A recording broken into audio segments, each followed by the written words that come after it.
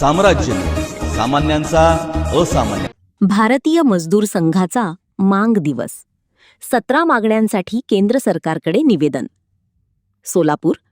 भारतीय मजदूर संघाच्या वतीने देशभरातील कामगार व कर्मचाऱ्यांच्या दीर्घकाळापासून प्रलंबित मागण्यांकडे केंद्र सरकारचे लक्ष वेधण्यासाठी 17 ऑगस्ट 2026 रोजी मांग दिवस पाळण्यात आला.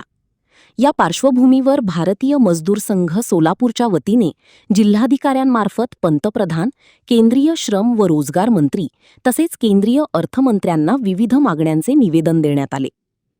भारतीय मजदूर संघाच्या केंद्रीय कार्य समितीच्या बैठकीत कामगार व कर्मचाऱ्यांशी संबंधित प्रश्नांवर चर्चा करण्यात आली होती. त्यानंतर या मागण्यांच्या तातडीने सोडवणुकीसाठी देशभरात मांग दिवस आयोजित करण्यात आला. निवेदनात EPS 95 अंतर्गत किमान पेन्शन 1,000 रुपयांवरून 7,500 रुपये प्रतिमाह करण्यासह महागाई भत्ता VDA लागू करावा, तसेच पेन्शनधारकांना आयुष्मान भारत योजनेचा लाभ द्यावा अशी मागणी करण्यात आली आहे. EPF, ESIC आणि बोनसच्या गणनेसाठी वेतनाची कमाल मर्यादा दुप्पट करावी, जुनी पेन्शन योजना OPS पुन्हा लागू करावी, तसेच ग्रॅज्युइटीची गणना 15 दिवसांच्या वेतनाऐवजी 30 दिवसांच्या वेतनानुसार कोणतीही कमाल मर्यादा न ठेवता करावी अशी मागणीही करण्यात आली आहे. कंत्राटी कर्मचाऱ्यांसाठी समान कामाला समान वेतन लागू करावे, जीवनावश्यक वस्तूंच्या वाढत्या किमतीनुसार किमान वेतनात वाढ करावी, अंगणवाडी, आशा, मिड डे मील, NHM यांसह विविध योजनांमधील कर्मचाऱ्यांच्या मानधनात वाढ करावी आणि बँकांमध्ये आठवड्यातून 5 दिवस कामकाजाची व्यवस्था लागू करावी अशा मागण्या निवेदनात करण्यात आल्या आहेत.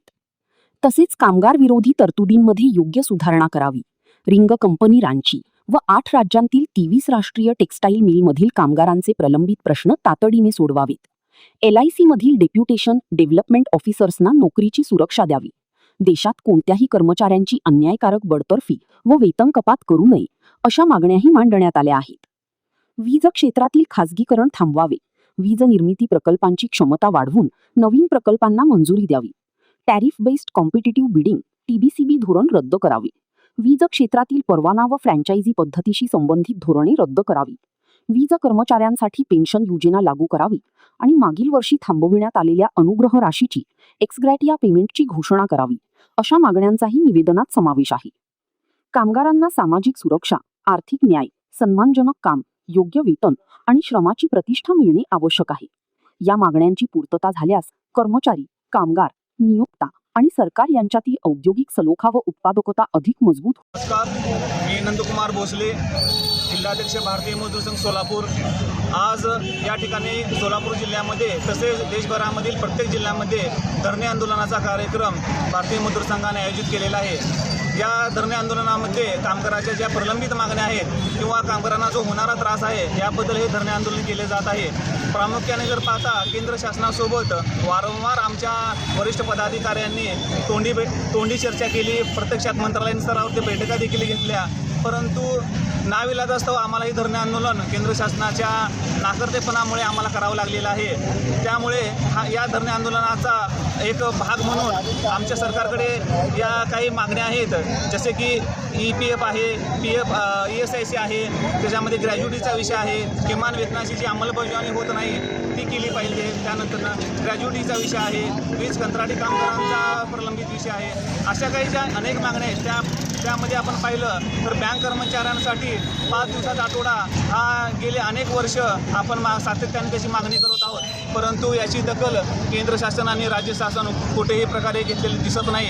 त्यामुळे अशा कामगारांना जर गुरासारखे आणि एक प्रकारे जनावरासारखे जर तुम्ही राबवत असाल, 12-12, 24-24 तास त्यांना जर राबवत असाल आणि कोणत्याही प्रकारची त्यांना विश्रांती नसेल, तर अशा पद्धतीने जर काम केंद्र सरकार जर करत असेल तर याला कुठेतरी भारतीय मजदूर संघ म्हणून आम्हाला आवाज उठवणे भाग होते. त्यामुळेच आम्ही हे आंदोलन करीत आहोत. अशा प्रकारे जे काही अनेक मागण्या आहेत त्या आम्ही घेऊन या ठिकाणी बसलेलो आहोत.